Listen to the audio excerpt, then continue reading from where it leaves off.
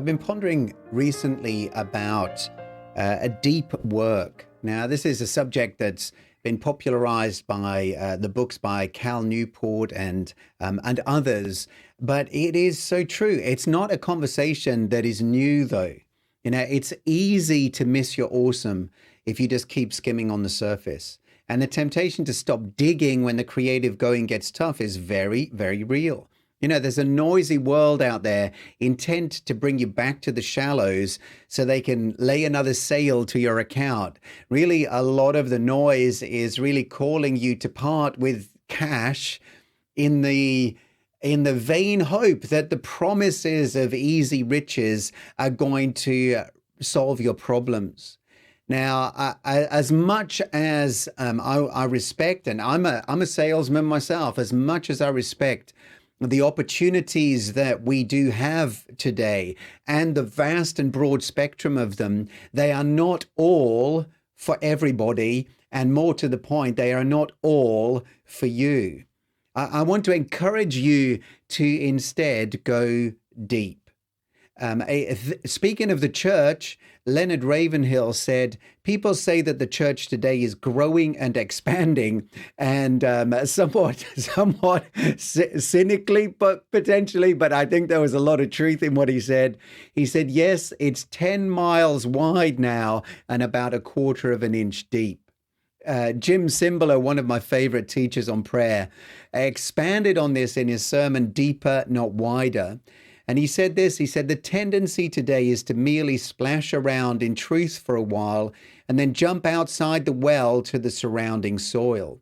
Look at this, God is doing a new thing, people proclaim. In 6 months or so, of course, the novelty wears off and they jump again to a new patch of grass. They spend their whole lives hopscotching from one side of God's well to the other, never really probing the depths of the living waters inside. That's what Jim said regarding the same subject. You know, it's true of the church, but also so true in the realm of business, perhaps even more so. You know, the very nature of selling demands that new things populate the shelves in order to keep the coffers rolling. You know, and the FOMO, fear of missing out vacuum, is always sucking otherwise intelligent entrepreneurs back to the surface. We begin to dig in one direction and then the new offer turns up or the new opportunity or the latest thing, and we dig our way back up to the surface before we discover the real riches that lay down in the depths. You know, the surface is not where you're going to discover the kind of genius that impacts people at the deep heart level that you want to. The scriptures say this in Psalm 42, verse 7, deep calls to deep.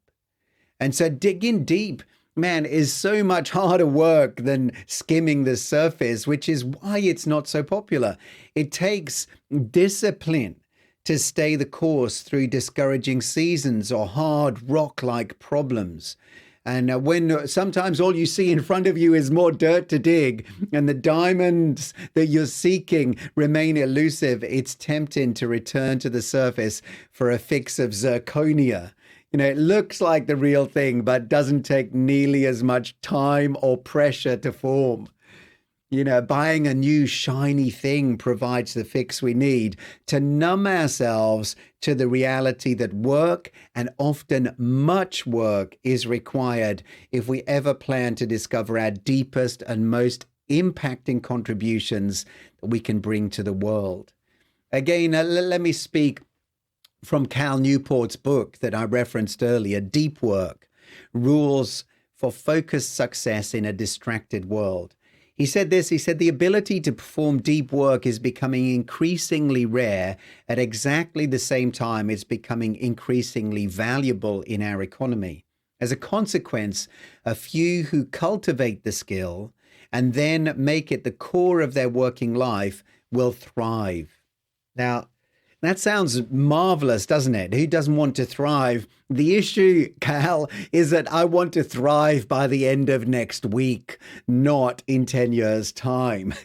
Often our rush to become our perfect self and see all of the breakthrough that we dream of, our desire to see it happen yesterday, if possible, and if not, today or tomorrow would be acceptable, is one of the things that really hampers us, I believe, in actually moving towards that deep place where we've found our rhythm and where we've found and plumbed our genius. And I'm not suggesting that all breakthroughs take 10 years. Some can happen in that lightning moment of inspiration or a fortunate connection, but often they don't.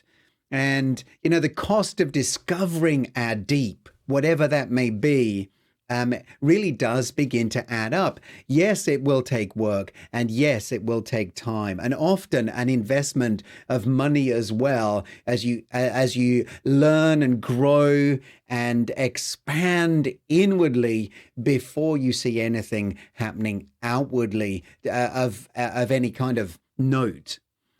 So. But all of these are necessary components, if in the push to plumb our potential. Again, Newport warned this. He said, efforts to deepen your focus will struggle if you don't simultaneously wean your mind from a dependence on distractions. Distractions of the obvious kind may be, or actually may not be, easy to stave off. Willpower can stop you scrolling the screen potentially, but be careful, man. The undercurrents of these apps that we so readily give ourselves to are so strong that to move against them is to swim against the tide. But often it's the zirconese distractions. Those are the ones that I want to address today.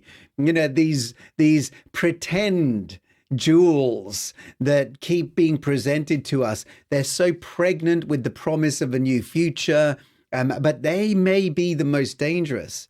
They glitter with this promise of ease and effortless relief from the grind of growing.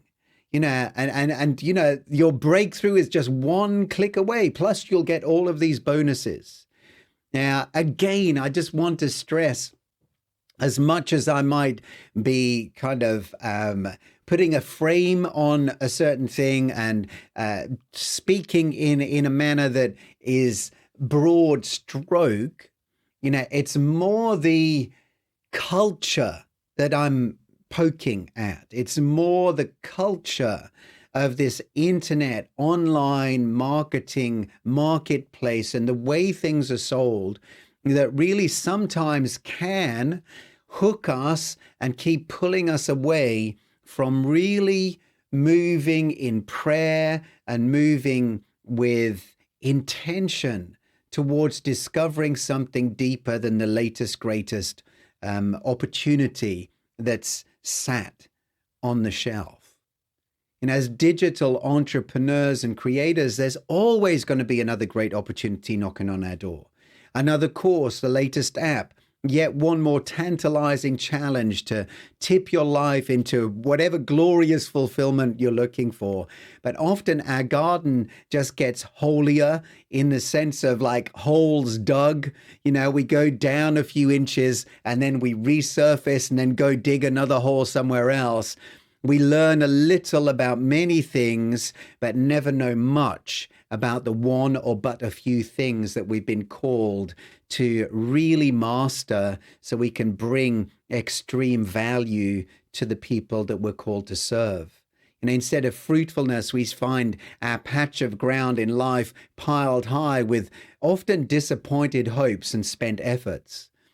So whether it's prayer, whether it's your craft, whether it's your business, the ability to stay the course and dig deep without fear of missing out on what everyone else is doing and the directions they are taking is one that I believe we must cultivate, and indeed more and more so.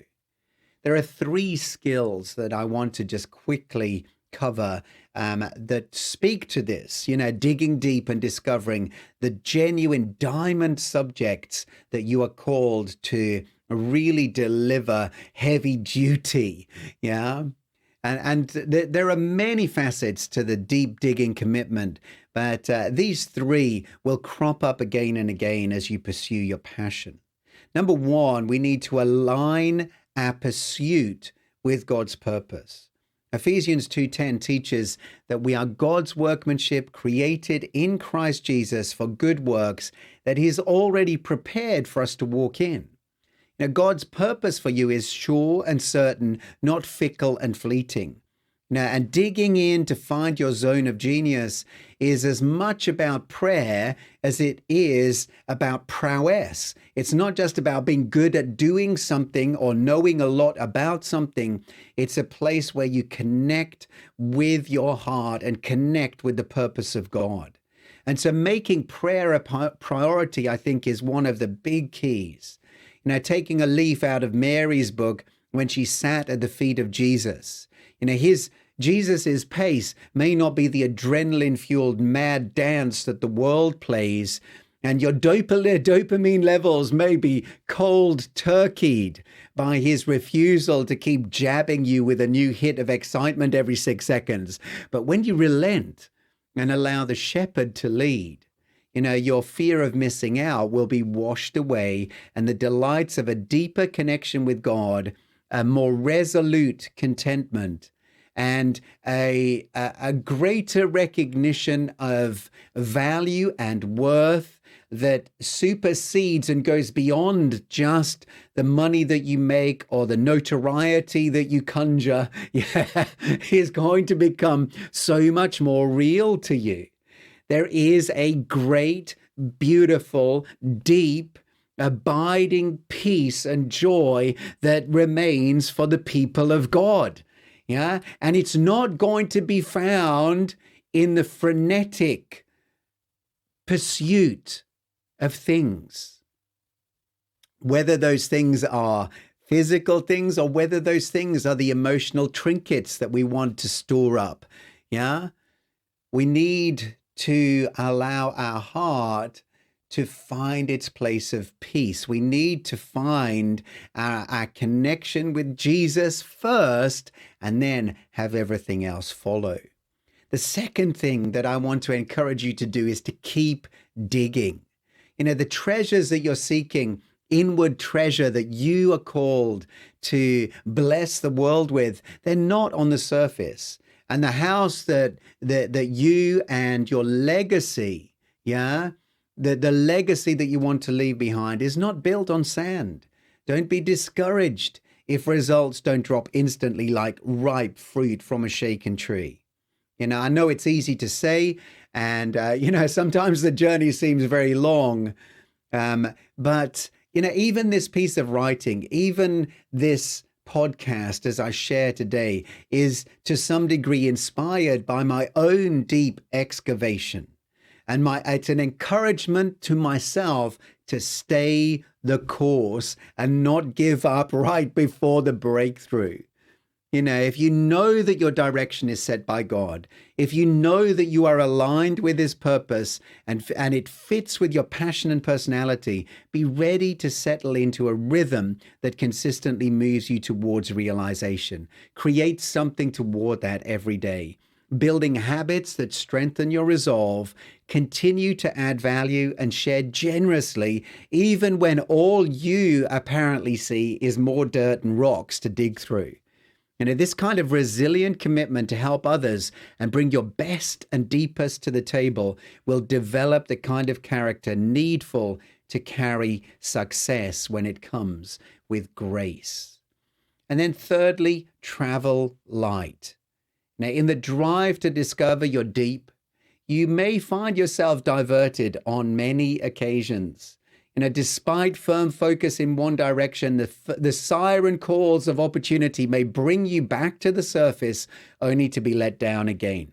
Sometimes we can feel, and I may just be speaking for myself, but man, sometimes we can feel like such a failure because we don't live up to all of the shiny promises that entice us behind the buy button. But even if you're not diverted, even if you stay fully focused in your course and direction, unfazed by all of the noise.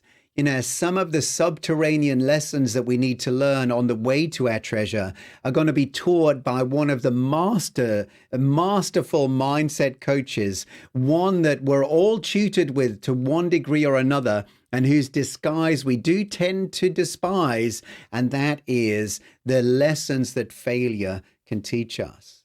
I like to think, that failing is future success wrapped in a lesson to learn. It comes disguised. Future success comes disguised as failure. If we can recognize that and strip it back, we'll understand that there are some deep lessons that we can learn that will then become a great blessing and strength to others as we keep moving forward. Let's learn our lessons well and carry the wisdom forward with us, but leave the baggage behind. Now, not allowing yesterday's mess ups and missteps to weigh us down. Take that next step, dig that next spadeful. Keep hope and faith as your light-filled guides. Even Jesus himself was led to times of testing in his wilderness experience, but he returned in the power of the Spirit. I believe that we can do the same. Wilderness moments, times of testing, times of trial, times where we have the opportunity, to diminish our view of ourselves or our abilities, are going to probably be many and scattered on the pathway to your ultimate success. But these wilderness moments are part of our training, and if we can embrace them as such, it will make us and strengthen us and mold us to be the people that we need to be when we stand before the audience that God has called us to minister to. Let's be a people who are deep, not just wide. Let's dig with purposeful intent to become all that we have been created to be. And don't let the hardness of the way stop you in your tracks. Your diamond day is coming, and the world will be a richer place because you chose to keep digging. Well, thanks for listening. Hopefully, it's been an encouragement to you today. If you want to connect any further, you can do so through my website at davidleemartin.com. Have a great day.